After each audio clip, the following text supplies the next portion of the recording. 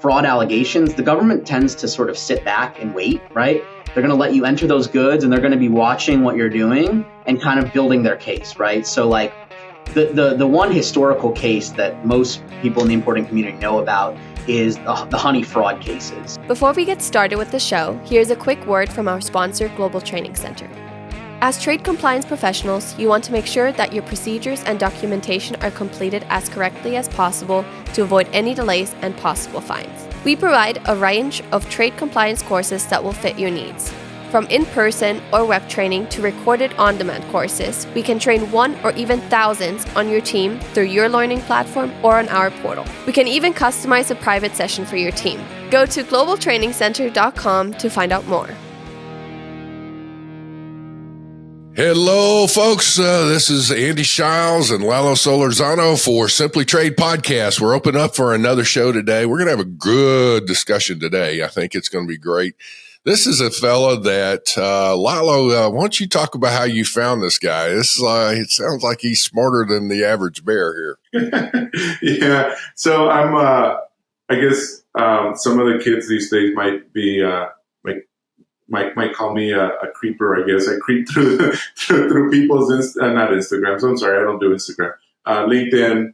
But what I'm doing is actually called research, not creeping. So anyway, so I'm researching and looking at posts and, of course, reading and keeping up with all the trade stuff. And I wanted to kind of deviate a little away from tariffs and all that. And so kind of just go into it was evident in our past show that we had actual importers, right? We had a couple of folks from an importing, that they're a manufacturer and they were importing. So we kind of want to get their perspective on how trade is going with them.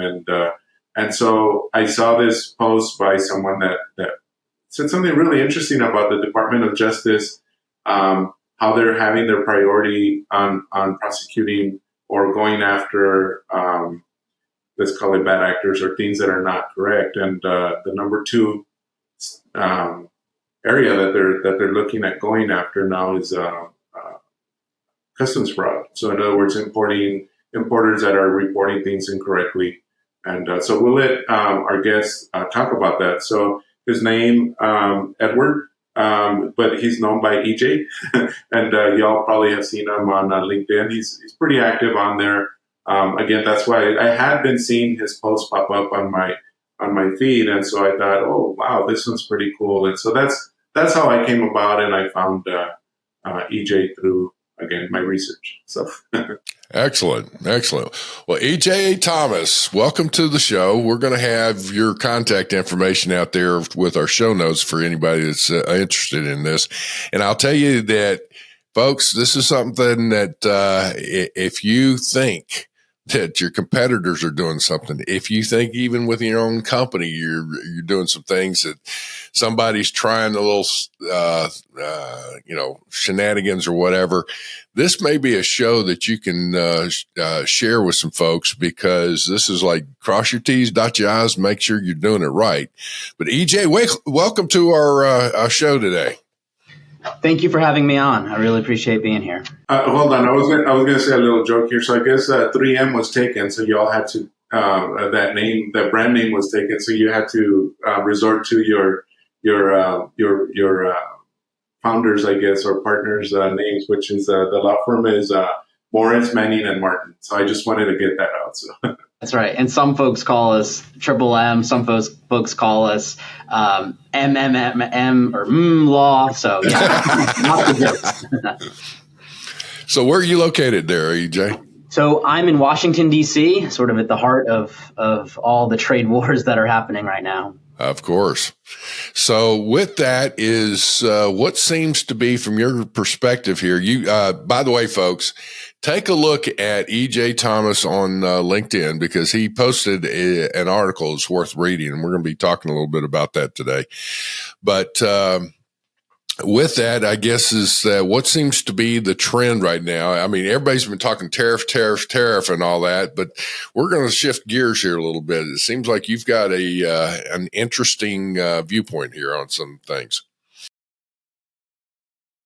Yeah. So, I mean, with tariffs comes enforcement, right? And so, what this memo that came out of the Department of Justice Criminal Division talks about is enforcement, right? And so, I think for maybe the first time in history, the Department of Justice's Criminal Division is prioritizing enforcement of trade and customs fraud, including tariff evasion. And they've listed it as their number 2 enforcement priority. And so, what that means is you're definitely going to start seeing the application of criminal statutes related to customs and tariff evasion. And so I think that's really a scary thing because historically, these types of issues, customs fraud, tariff evasion, have been mostly addressed in a civil matter.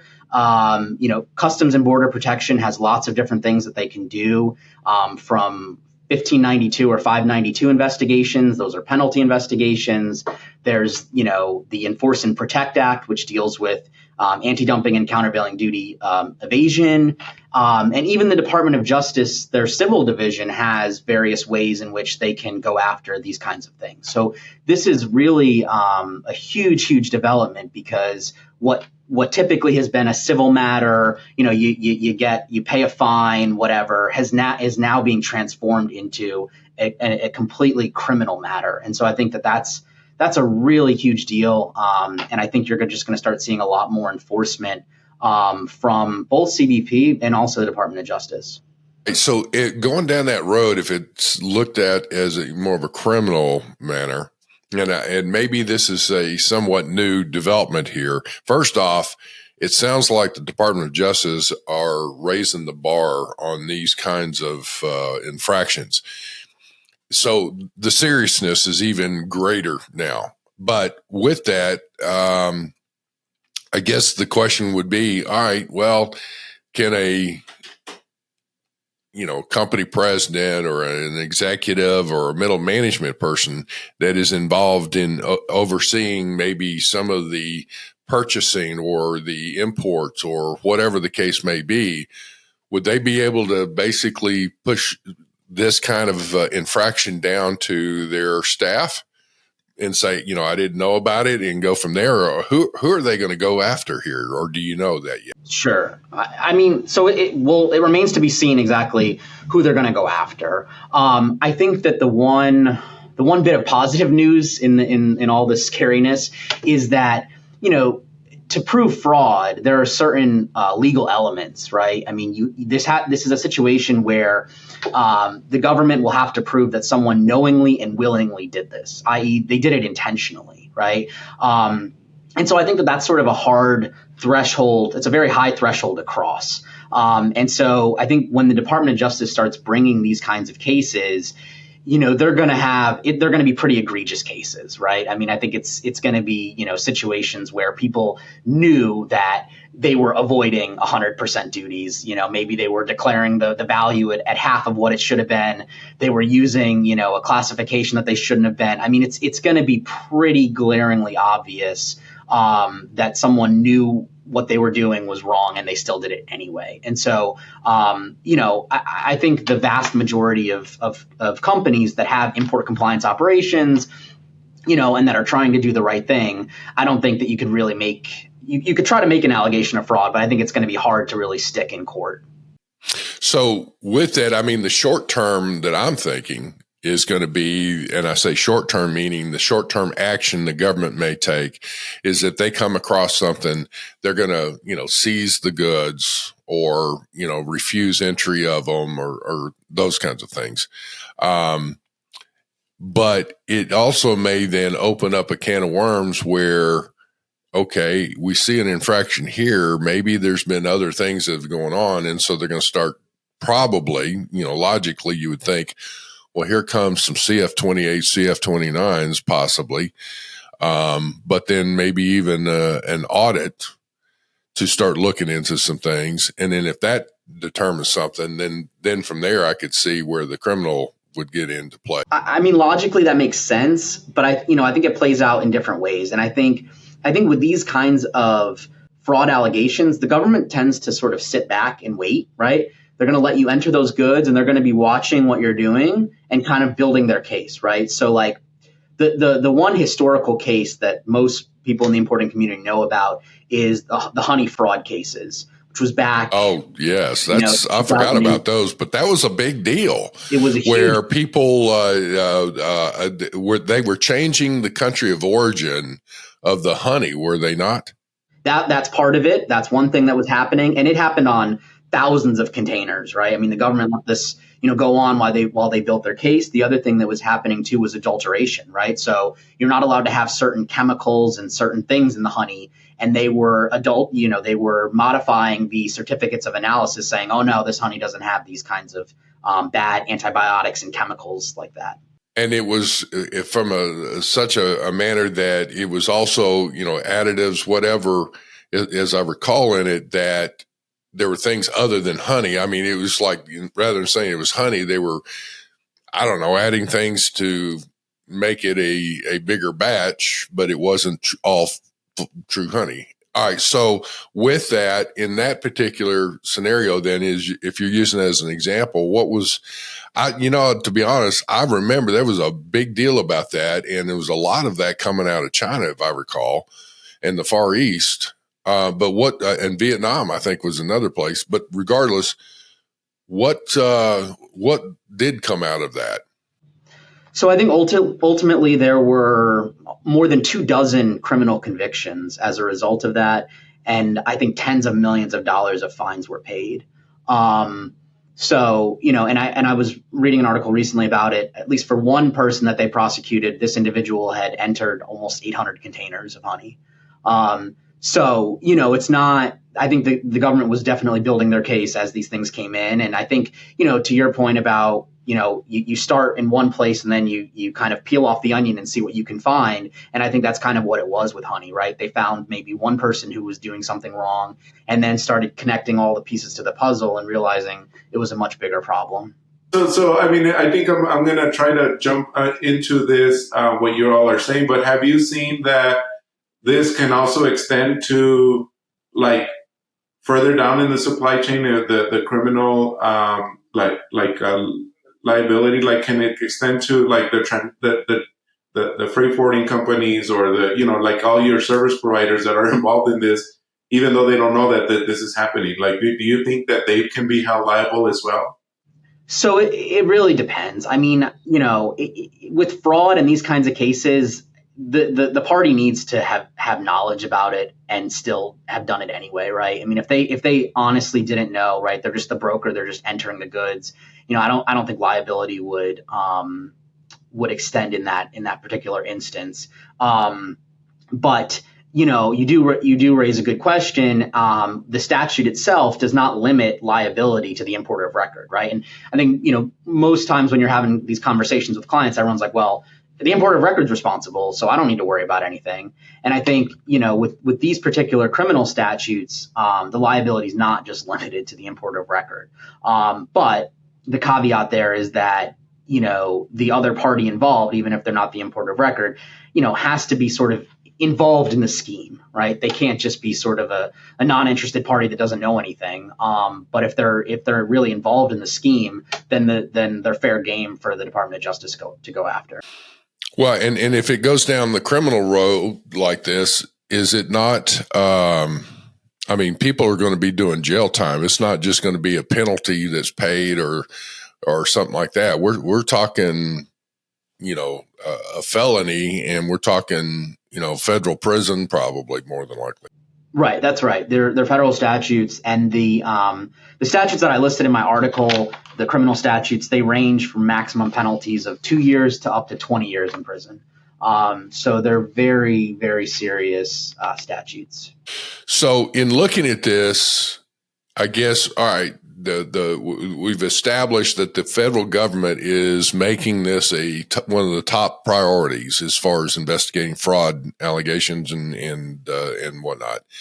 So if I'm a company and I'm buying my product and sourcing it out there, I guess the question comes into play is, what is it that I should be doing if I've got a new supplier, for example? There's a lot of people that are trying to move away from China, for example, but you've got to vet your supplier and whatnot. And I guess in this, is there a risk that you're unknowingly allowing somebody to present something or sell something to you that is not as it's presented, and you're caught up in a potential fraud from the supplier? Or is this something that you're looking at saying, people, just because there's tariffs now, or maybe some tariffs, don't take actions that would circumvent that? I mean, or is it both?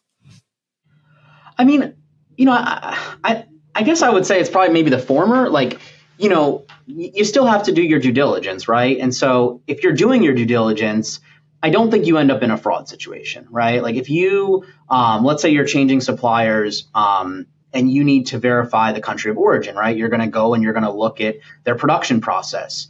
We're not in the COVID days anymore, so we can travel now. And so, going out there, going to see the factory, going to see the production happening, looking at the bill of materials, seeing, where all the inputs are coming from. You got to do that homework. And if you're doing that homework, and the pricing makes sense, right? Then I don't think you're in a fraud situation. Now, if you're in a situation where, the duties are 100%, and somehow the price is still the same, I think you kind of have to be asking questions there, right? I mean, I don't know if that rises to the level of fraud, but I think you certainly have a little bit of a responsibility to be like, how is it possible that your price can stay the same if the duties are now 100%, right? Well, exactly. I mean, that's it. I mean, I always look at this, and I keep making this statement where people are looking at tariffs being punitive or whatever. I mean, the use of tariffs generally is to motivate a country, if you will, to modify their behavior. There's something going on that, like the use of forced labor, or, in this case, the accusation is unfair trade practices. Okay, you've got high tariffs on ours. We're going to put high tariffs on these products. The scenario here is then people trying to circumvent, through that. I guess that's in looking at it, what should be the message from, I guess, the senior executives, how to ensure that somebody is just not trying to meet their budget, whether it's in middle management, or if you're in middle management and executives are trying to say, hey, we just come up with a way to, cut the price on this without, I don't want to know the details. Was like, well, wait a minute.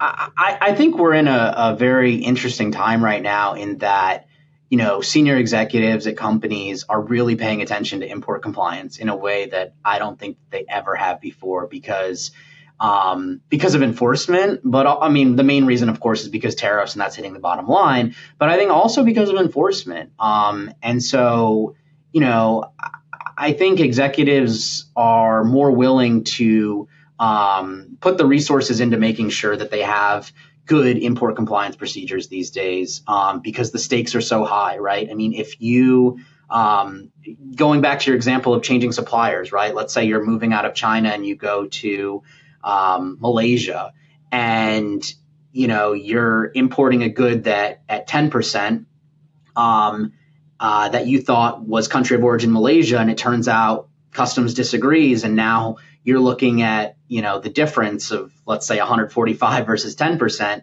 over many, many years. I mean, that's going to be a huge, huge hit to the business. And so I think that companies are certainly, and executives are willing to invest the time to get it right. Maybe go to customs and get a ruling on that particular transaction and see if it makes sense. And I think on the whole, importers and companies are trying to do the right thing. I think for the most part, the notion that you can easily get around these tariffs has been dispelled. Every now and again, there are rumors of, the supplier will do DDP and the price will be super low. But I think most importers know that that's too good to be true. To what extent, EJ, do you feel this also extends to, let's just not talk about let's just talk about North America now, about, the free trade agreement with USMCA. The, my entire career almost has been in cross-border international trade. It started in software, and now it's in training and educating folks about how, like in this case, USMCA, how that works, and how that's not just because you're manufacturing in the U.S. or Mexico or Canada is it automatically, of that region, right? I mean, it might say made in Mexico, but it's not USMCA qualified, So with with all this going on since Trump took office, there was that let's call it that waiver that you got of that 25% IEPA duties if you claimed your product as USMCA, whereas people in the past never really did it because, or may have not done it, I'm sorry, because of maybe their products were 0% or whatnot. Have you seen, or how is that enforcement, have they come down, or I don't know, like in your experience, what have you seen with those companies that all of a sudden are saying, yeah, well, I am USMCA, I manufacture in Mexico, so it's obviously it's USMCA. I don't know what advice or what have you seen on that?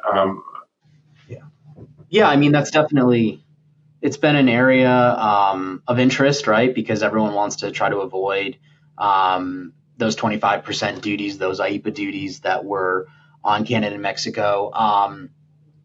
I think that, I mean, I'm not aware of any major enforcement right now that's been happening on that. I think some CF-28s have definitely, been issued to probe companies about whether or not they really qualify. But I don't, I think that's kind of one of those areas where customs is kind of sitting back and waiting for the dust to settle before taking action. I think that, I don't know, that's just been my general experience with customs, is that they kind of, right now they're letting all these entries come in. There's some CF-28, CF-29s going out, but I think what's more likely to happen is, a year, 2 years from now, we're really going to start seeing an uptick in, 28s, 29s, and the focus on, did you do it right back then? I think, just like for one example, on the 232 exclusion front, 232 exclusions are now dead, right? Because there's no more system in place. But now you have customs launching investigations for companies that are alleged to have overused their exclusions. That's been a big thing that's been happening the past couple weeks. And so, those exclusions date back years, and now customs is getting around to looking into that. So I think you're going to see sort of a similar trend with the USMCA compliance part of this as well. Well, and for our listeners, the 232 tariffs, that's the steel and aluminum, right? Added tariffs on steel and aluminum products. Right. And now also you have 25% on automobiles and auto parts as well. Right. Right. And I guess just that everybody's aware, just because you brought your shipment in and cleared and you're good to go, and 3 years later you think you're still clear, that's not true. It's for you, they can go back 5 years. So make sure that you do have all your documentation, and you have that in store somewhere where you can easily pull out that audit. Andy, you're really good about saying that, like how good is your data if you're not, if it's not going to back you up or something like that, right? Well, and I was just going to say, Lally, you're making a great point. This is one of those where one of the things that's a big activity right now is tariff engineering, and it's legal. But folks, for those that maybe it's like, what is he talking about? Tariff engineering is where you take a product, and let's say that it's got a very high tariff rate or duty rate on it, let's say 75% or whatever it is. You could then look at it and say, can we redesign this and add components or take components away, whatever, and it would change the classification of that. That's called tariff engineering, from a standpoint to say, can we do this and look at that? And by doing that, that's okay. What's not okay is saying, okay, we're going to shift some things around And we are adding now a component to this that may now all of a sudden your product was stood on its own as far as classification. And now you've got an anti-dumping or countervailing duty case that's pending on some things. And so you're adding a component to that now all of a sudden it's an ADD CVD and you're not claiming that or don't realize that. So it's like, it's always good to have an expert that is involved in this and researching these things if you're looking at making those changes. But what is your thoughts there, EJ, regarding, if somebody's looking at it and going, what should I do? And they start going down the road of tariff engineering. Is that okay, or is it not okay, or what are the cautions, or what do you advise there? Yeah, so I mean, I think your general point was right that yes, it's potentially legal. It's just, I think our advice, generally speaking, these days has been a lot of, we think X, right? We think this is okay, but given all the tariffs and the consequence of being wrong, you really should request a ruling, right, with customs. I mean, that has been through and through, I think, one of the most common things we're saying these days because, if you're, again, I keep going back to China because that's, at one point we were at least 145% plus 301 duties. And, the consequence of being wrong is just, it's too much to bear, right? I mean, and so, and furthermore, I mean, if it's not overly complicated, you can get a ruling out of customs, fairly quickly. And so, I would always caveat anything with, especially if there's any doubt, get a ruling, because you really can never be too sure.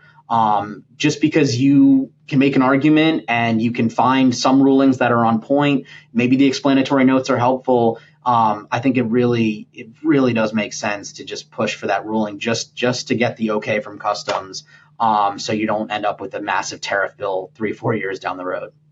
Well, and one of the things I will say, this comes into, as far as our listeners, folks, this would be something that you've got some manufacturing facilities all over the U.S.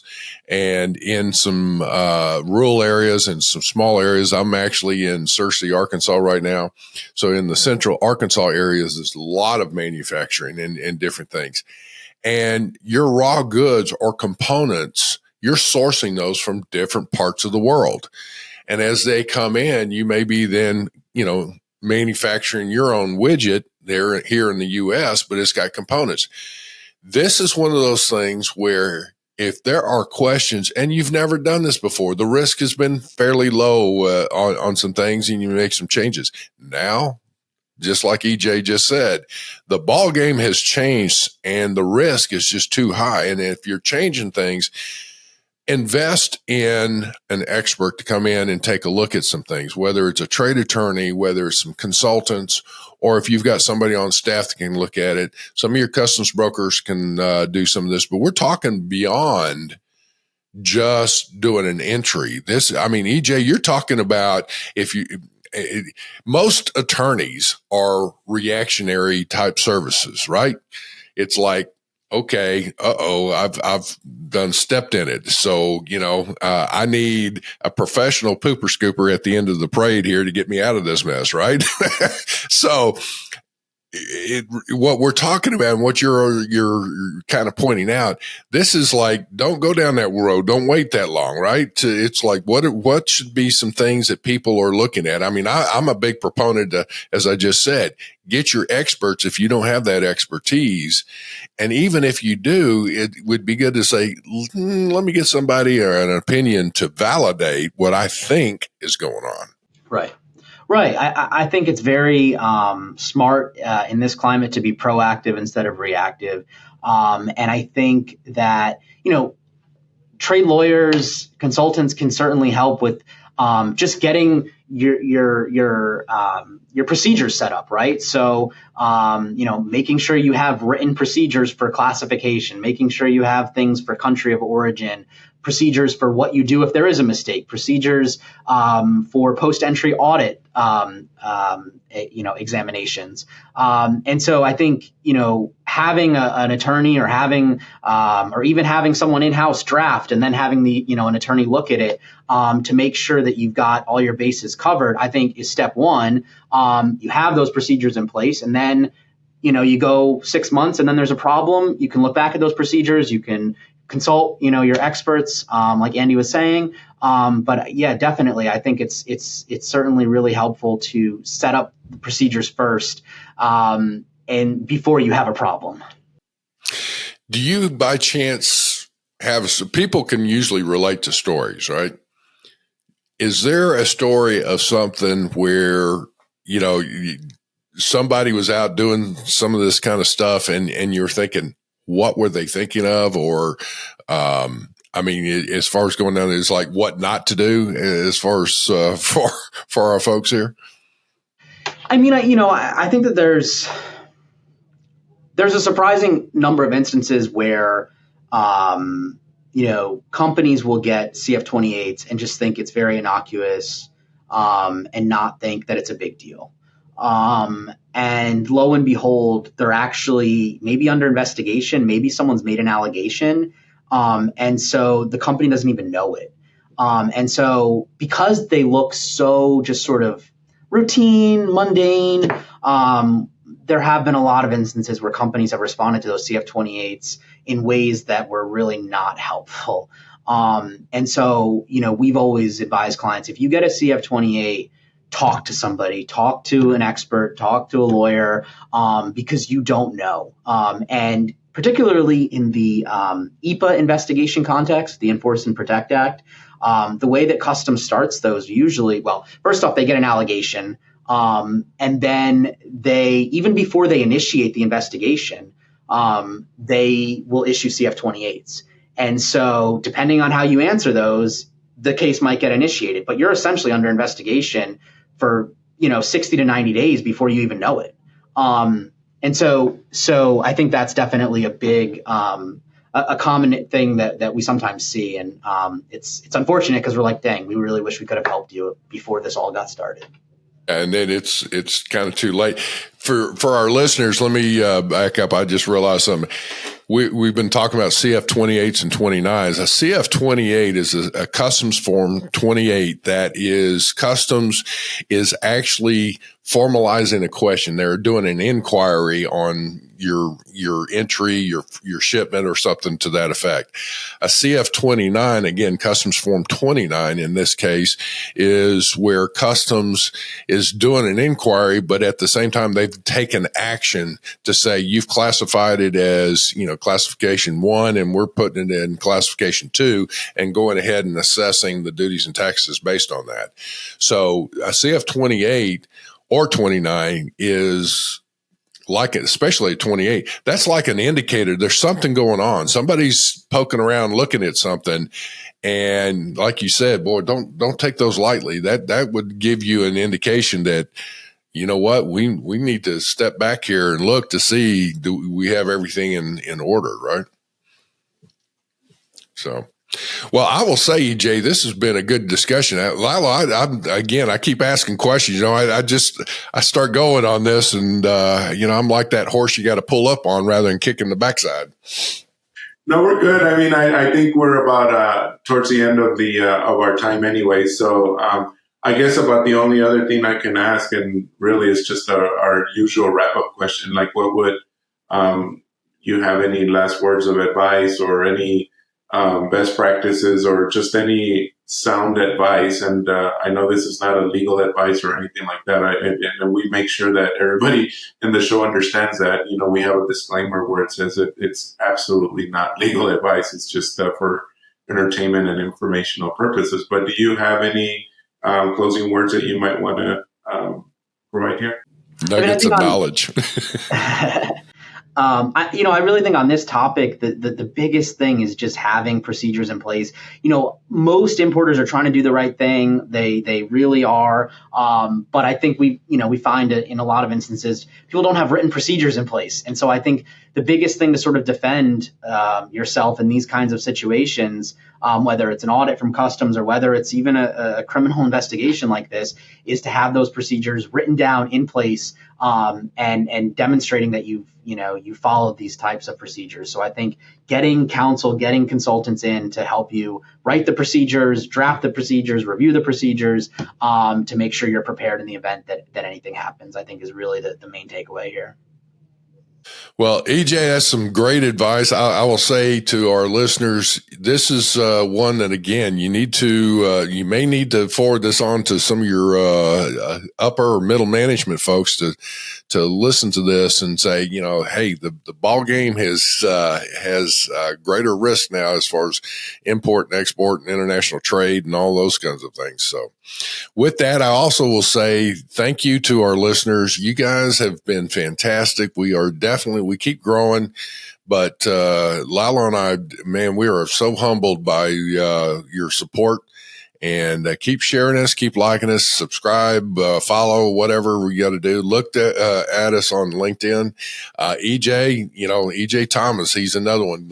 Reach out on LinkedIn there. This is one of the sharper tools in the shed rather than some of the folks like us. So, well, listen, thank you, EJ. Lalo, any other things we need to do? No, we're good to go. Thank you, EJ, again for replying to my reach out there, and I'm glad that we connected. Thank you, Lalo. Thank you, Andy. Appreciate it. Folks, have a great day. Thank you very much for joining us. Simply Trade is brought to you by the generous contributions of Global Training Center. You can follow the show and GTC on LinkedIn or Twitter and other social networks. Make sure you check out the show notes in the description for a full rundown of today's show with all the important links. Also, make sure that you share this with a friend and subscribe on your favorite streaming platform. We really like hearing from you. If you enjoyed the show, make sure to rate and review wherever you listen to this podcast. If you or someone you know would like to be a guest on the show or would like to sponsor Simply Trade or suggest any topic you would like for us to discuss, please contact us via email at simplytrade@globaltrainingcenter.com, or you can DM us on Twitter at simplytradepod. Thank you again for the privilege of your time. Happy trading. Simply Trade is not a law firm or an advisor. The topics and discussions conducted by Simply Trade hosts and guests should not be considered and is not intended to substitute legal advice.